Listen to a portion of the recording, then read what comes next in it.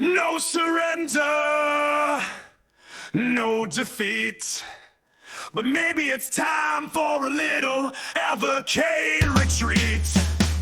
No surrender, no defeat. But maybe it's time for a little Evercade retreat. Hello and welcome to the Evercade Retreat. My name is Gene Joke and today I'm ranking the games from the Megacat Collection Volume 2. I recently did the same with the Megacat Collection Volume 1, which was a mixed bag. There's some games that really didn't do that much for me and weren't really that good, but there were a number of bangers and a few sort of decent, quite fun puzzlers. So does Megacat Collection 2 live up to the first? Well, in a word, no. But it doesn't have the lows of the first, but it doesn't have the highs either. But anyway, I'll get more to that at the end, but let's start off with a ranking of the games.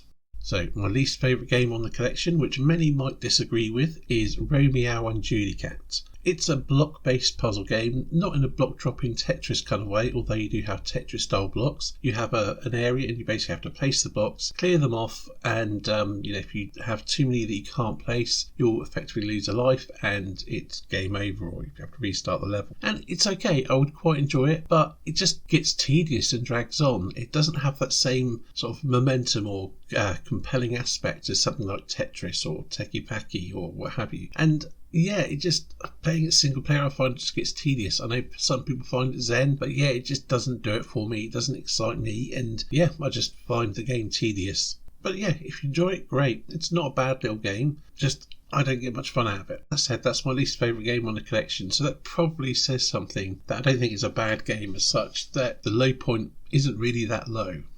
And next up we have Misplaced, which is a puzzle game. It's viewed from an overhead view. You control this character, Hara, who wakes up on a floating island, and you have to solve small puzzles. You get these like glasses which record things and play back to help you solve these puzzles. It's quite a fun little game. And I found myself quite enjoying the vibe of it. The visual style is quite nice, although very typically indie game styled. But I know it didn't find it that compelling, and once I'd played through it once, I've had no desire to return to it. It wasn't a fun enough moment-to-moment gameplay, but it was fun enough solving the puzzles. Again, pretty good, but probably just a single playthrough. And it's not an overly long game either. Okay, staying with puzzle games, next up we have Yazzie, which is a puzzle platformer for the Sega Mega Drive. It's a single screen platformer. You run around, you break blocks, you collect the gold treasures. Each level is a bit of a puzzle itself as you avoid the enemies. Again, it's good, fairly straightforward fun, easy pick up and play stuff. It's not overly long, but it's one I come back to every so often, and I always end up enjoying it. Although, again, it's not the best of such games on this collection. And next up we have DevWorld 2, which is a platform for the Sega Mega Drive. This is one which I believe also started on the ZX Spectrum, or at least there is a Spectrum version of it. And I think it's sort of, in some ways it's obvious, although visually it's not the same. The flip screen nature, there's things it does which maybe the Mega Drive wouldn't need to do if it wasn't in the design of the game to begin with. Essentially you play a homunculi who's running around trying to learn about his existence or something, and you run, jump and dash your way through the levels. The movement of the character is quite good once you get used to it. The way you slide into enemies and sort of jump up when you kill them can be quite useful. And again, it's a fun little platformer. The downside is it does start to get a bit repetitive. You'll see the same screens repeated here and there. And yeah, there's not much way of bosses. There is pretty much just like two bosses, really, I think it is. But you get these almost like mid bosses that you defeat, and they're fairly straightforward. There is definitely limitations to the game, but it is quite fun, and there's a quirky little story and a vibe to it which I like. It's not an amazing platformer, but yeah, it's quite fun. It's quite charming, and yeah, it's worth a playthrough. And staying with the platforming, but again back to puzzle platformers, we have Gluff again for the Sega Mega Drive. So it's a relatively not quite single screen but mostly single screen platformer where you control an electric frog who charges up his energy and changes colours of blocks. It's very much like Super Painter or City Connection, but you're coloring the blocks, avoiding the enemies. Fairly straightforward stuff, got some jolly music, some bright colourful visuals. Again, it's a fun little puzzle platformer. Again, it's one that's not overly long, but yeah, it's definitely worth a playthrough. And again, it's one that I come back to every so often. And now for a complete change of pace, but also another Mega Drive game, we have Arcagis Revolution. This is a top-down shoot-'em-up which utilises something that appears to be a bit like the Mode 7 effect from the Super Nintendo. Your craft works on rotation, although your craft doesn't rotate, the background does. Or that's how it appears on screen. You use your buttons to rotate, you shoot ahead, and yeah, it's a fun game. You've got good little power-ups and things. Technically, for the Mega Drive, it is impressive. Unfortunately, the gameplay doesn't quite match the technical achievement of it. But again, it's a fun game worth playing through. It took me a couple of attempts to keep my interest going through the tutorial. But once you get into the meat of the game, it is a good fun game. And it's nice that it's something different on this collection, as there are a lot of puzzle platform games. So yeah, really good game, and I believe there is a sequel in the works, although a different genre.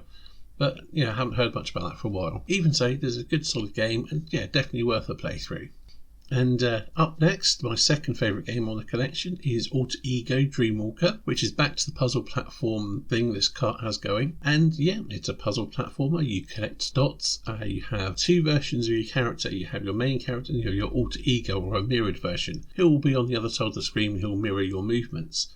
You can switch between the two, and with the bits that you have to collect, or the objects, there's some which are inverted, and they're like the negatives, or that only your alter ego can collect. So the puzzle is how to get all these bits between using your main character and your alter ego. The puzzles get a little bit fiendish. It's quite fun. The only problem is it's very short. It won't take you too long to get through it. Well, unless you get stumped on some of the puzzles. But again, for when playing on handheld, I find it's a game that I'll come back to every so often. The graphics are simple but charming. The music's lively and amusing, or charming as well, I suppose. It suits the feel of the game. And yeah, it's a fun puzzle platformer, which is a common thing with this collection, but I'll get into that more shortly. But first of all, my favourite game on the collection is Ronnie's Tale. Is a top-down puzzle game for the NES. You're trapped in a dungeon with a ghost girl of the company. You've got to basically collect all the orbs and escape. Essentially, you move from platform to platform, and as you move off one, it will collapse behind you. So you essentially have to navigate your way through to get the orbs and to the exit, without falling and to your death. There are various power-ups you can get throughout the levels, which will help you navigate things like a ghost mode to pass through walls, and so on and so forth. Again, it starts off fairly straightforward. It can make you can be a little bit stumped at first, but once you really get a feel for the game, it starts becoming a lot easier once you've got the logic of the game. And I thought it was okay at first, but once I got maybe to like the second floor or the second bunch of levels, and I really started to find a feel for it, I've really got into it, and it quickly became my favourite game off the collection. Now, if you've played if you have Indie Heroes Collection 2 and you've played the Grunier Zerka trilogy, there's similarities to Grunier Zerka Part 3, and I really enjoyed that. It was a great puzzle game. And Ronnie's Tale, again, it's got quite a nice, charming little story to it. It's a fun game, and they do get rather devious later on. So yeah, best game on the collection in my opinion. So as for my overall views of the cart, I do think it is a good collection. And as I said at the beginning, it doesn't have the lows of Megacat Collection 1. It also doesn't have the variety, but it doesn't have the highs either. And I wouldn't compare Ronnie's Tale to Old Towers or Tanza, but it's not far below. And most of the other games, they're solid. You can have fun with them. They might be short, but where I find it really shines is when I'm travelling. And I've played this cart. 90% of my play on this cart has been playing it handheld when I've been travelling or on holiday. It's a good sort of small, bite-sized gameplay chunk type collection. So great for when I'm travelling. And yeah, it's a really good collection. I'm really looking forward to, I'm really hoping there will be a Megacat Collection 3. They do have a whole bunch of games which I think look interesting. So hopefully that'll be announced before long, fingers crossed. But anyway, as I would rank this cart, I would give it's got to be a 7 out of 10 because of the lack of variety. I know puzzle games aren't for everyone. If you do like your puzzle games, then you could probably rank it up, put it up to an 8 or something. But yeah, I'd say a solid 7 out of 10. I'd definitely recommend it for handheld gamers or people who do bite-sized gaming chunks. Whatever your gameplay style is, however you like to play. If you like your puzzle games, this is a good collection to pick up. Simple as that. Anyway, that's enough repetition of saying how it's full of puzzle games, and I'll leave it with a song as I usually do, and I'll see you in the next video. Glove, he needs charger up.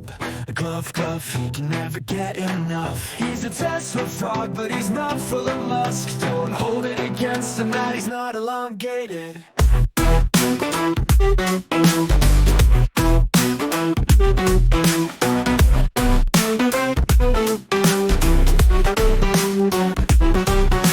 Glove, he needs charging up. Glove, he can never get enough. He's a Tesla Tesla fraud, but he's not full of musk. Don't hold it against him that he's not elongated. Glove, glove, he is charging up. Glove, glove, he can never get enough. He's a Tesla fraud, but he's not full of musk. Don't hold it against him that he's not elongated. He's a Tesla fraud, but he's not full of musk. Don't hold it against him that he's not elongated.